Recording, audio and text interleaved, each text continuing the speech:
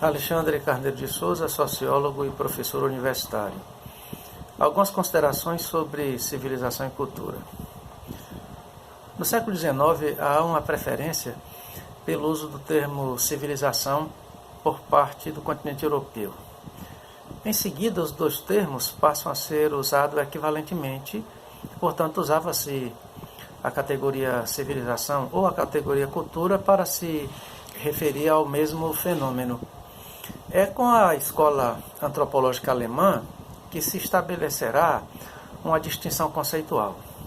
De tal forma que, a partir daí, o termo cultura passa a englobar a totalidade dos empreendimentos humanos, quer do passado e do presente, compreendendo todo o arsenal, todo o patrimônio da criatividade humana no planeta, independente do arcaico e independente do moderno. Portanto, o termo cultura passou a ter uma macro significação, absorvendo todos os empreendimentos coletivos da sociedade humana, independente do estágio de desenvolvimento.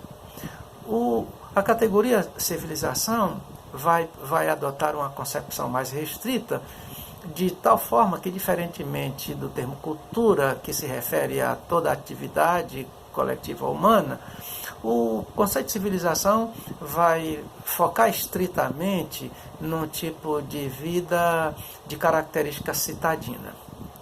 Nesse sentido, a antropologia e a sociologia cada vez mais aproximam a concepção de civilização à concepção de urbanicidade.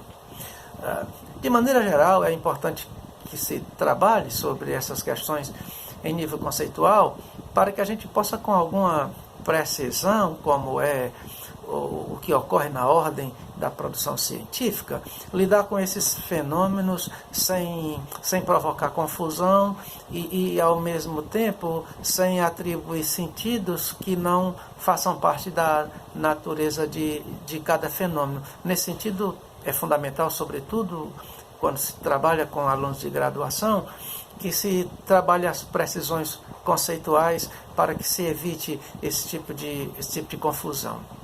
A análise que a antropologia e a sociologia fazem da relação entre civilização e cultura permitem que a gente adote algumas preocupações. Talvez a primeira delas é que não se pode trabalhar duas culturas a partir de uma comparação valorativa, buscando designar qual a cultura superior, qual a cultura inferior, qual a cultura melhor ou qual a cultura pior. Não é possível trabalhar uma análise comparativa entre culturas a partir desses pressupostos. Entende-se que não existe cultura superior nem cultura inferior. É possível estudar comparativamente as culturas, é possível estudar semelhanças, é possível estudar diferenças, é possível estudar nível de desenvolvimento. Isso é claro que é possível. O que me parece não ser possível é atribuir a uma determinada cultura o estatuto de superioridade e a outra cultura o estatuto de inferioridade. Isso por quê? Porque cada cultura tem um valor intrínseco. E ela só pode ser valorada, ela só pode ser entendida a partir dos seus sistemas internos, a partir da sua lógica interna cultural. Para que se tenha uma ideia acerca do que está sendo dito, a gente pode considerar as diversas ramificações indígenas do Brasil, sobretudo aquelas que estão situadas na Amazônia. A gente poderia tratar essas culturas como culturas arcaicas e culturas primitivas em relação a cultura praticada nos meios urbanos do nosso país. Normalmente, vulgarmente e erroneamente, essas culturas são tratadas como culturas inferiores. A questão aí não é negar que sejam culturas primitivas. A questão é não entender a atribuição do estatuto de inferioridade a essas formações culturais. Se nós considerarmos o fato de que os povos indígenas no Brasil desenvolvem uma consciência ecológica muito mais ética e muito mais comprometida com a harmonia do sistema natural, e que nos centros urbanos nós temos uma afronta, nós temos uma quebra permanentemente do princípio do equilíbrio natural, entendendo que as sociedades primitivas aqui mencionadas avançaram grandemente no seu estatuto ético em relação à sua integração e à sua harmonização com o ambiente geonatural.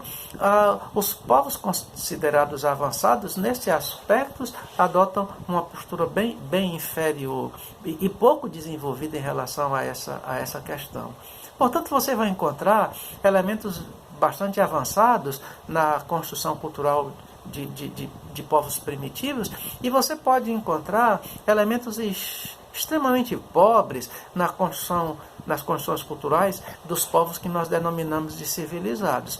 Nesse aspecto, eu diria que, em relação à integração ambiental e ecológica, as comunidades primitivas estão muito mais avançadas em relação às ditas sociedades urbanas. Esse me parece ser um exemplo que constata a improdutividade de se estabelecer uma correlação valorativa e tentar designar cultura superior e cultura inferior. Isso já foi muito praticado no passado. A gente não pode esquecer a teoria ariana da supremacia racial. Hoje os nossos graves problemas relacionados ao racismo se colocam muito dentro desse equívoco, dessa ignorância de se entender culturas superiores e culturas inferiores. Portanto, o estudo de civilização e cultura requer que a gente pontue essa questão, que a gente enfrente esse problema. E a despeito de ser questões perfeitamente assimiláveis, me parece que o desenvolvimento social e humano, tanto no mundo ocidental como no mundo oriental, não se aperceberam da invalidade desse tipo de escalonamento e hierarquização entre povos. Isso faz sentido, uma vez que nós estamos trabalhando a conceituação de civilização e cultura. A antropologia e a sociologia trabalham sobre dois aspectos da relação entre cultura e civilização. No primeiro aspecto, se afirma que a civilização é um fenômeno cultural que requer a ultrapassagem da cultura primitiva. Noutra perspectiva, a antropologia e a sociologia trabalham no pressuposto de que a civilização, ao ultrapassar a cultura primitiva, concomitantemente a recria numa versão contemporânea. São duas teorias, são duas bases, são dois axiomas, duas premissas de análise, aparentemente podem demonstrar contradição, mas de fato essa contradição não existe. Portanto, o estudo acerca de cultura e civilização, socioantropologicamente, parte do pressuposto para que se tenha a civilização é necessário a superação da cultura arcaica. Isso porque há uma dupla divisão da sociedade humana nos estudos socioantropológicos. As sociedades são concebidas ou como sociedades primitivas ou arcaicas, ou como sociedades civilizadas ou modernas. As sociedades ditas arcaicas são grupos radicalmente padronizados, com pouquíssimas mudanças intelectuais, com baixíssimo desenvolvimento de individualidades, comportamentos fixos, rigorosamente vinculadas a uma tradição, onde as diferenças são raras. Nós estamos falando de sociedades pré-modernas. Aquilo que a antropologia vai chamar de culturas estagnadas, culturas que não foram impactadas por nenhum choque cultural, que não interagiram com outros tons culturais e, portanto, se tornaram culturas estagnadas em um processo de desenvolvimento lento, gradual, mas muito lento, de maneira tal que poucas mudanças se agregam ao longo do tempo.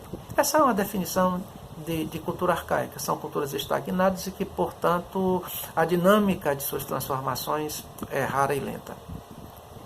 Ora, as civilizações, portanto, se colocam diferentemente das chamadas culturas arcaicas, porque trata-se de um fenômeno cultural marcantemente timbrado por revoluções tecnológicas. Nesse aspecto é importante lembrar o antropólogo Darcy Ribeiro, no estudo sobre o processo civilizatório, o Darcy Ribeiro afirma peremptoriamente que não existe desenvolvimento civilizatório sem revoluções tecnológicas. E, de fato, o Darcy Ribeiro toca na questão fundamental. Se nós quisermos diferenciar civilização de cultura arcaica, se nós quisermos distinguir sociedade moderna de sociedades primitivas, o elemento diferencial é o uso de tecnologia, o nível de desenvolvimento tecnológico. Nós estamos entendendo tecnologia como o domínio avançado das condições naturais, o exercício de uma dominação avançadíssima sobre as condições impostas pela natureza e pelo ambiente. Portanto, o elemento diferencial entre cultura arcaica e civilização é a técnica, o uso da tecnologia, o nível de desenvolvimento tecnológico.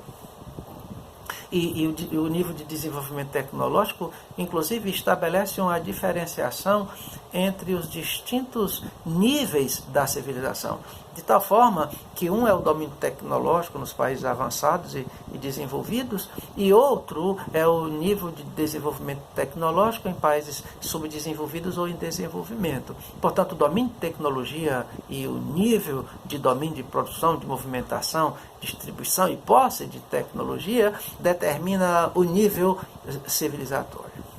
Nesse sentido, a antropologia trabalha nesse direcionamento, a partir da premissa de que, para que se tenha a civilização, é necessária a superação da cultura arcaica.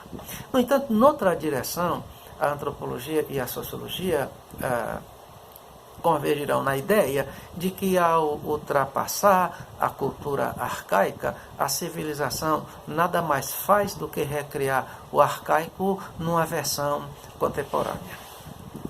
Muito bem, há alguns anos atrás eu recebi de presente um aparelho celular. Como normalmente os aparelhos celulares que eu tenho, eu recebo de presente dos meus familiares. Há uns 3 anos atrás, esse aparelho era de ponta, de última geração, avançadíssimo. No entanto, 3 anos depois, esse aparelho não é mais avançado. É um aparelho arcaico e antigo. Muito bem. É interessante nós entendermos essa dinâmica dialética dos fenômenos culturais, que a gente pode perceber nessa segunda propositura dos estudos socioantropológicos. Eu tenho uma proposição que me parece extremamente significativa e útil para que nós entendamos a dinâmica do arcaico e do civilizado, do primitivo e do moderno. Eu afirmaria o seguinte: em todo arcaico há um potencial moderno, em todo arcaico há um potencial civilizado, e em todo moderno, em todo civilizado, há um substrato arcaico.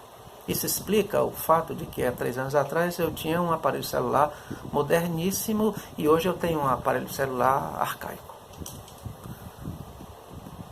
O arcaico tem um potencial moderno, até porque o moderno não se faz por si só.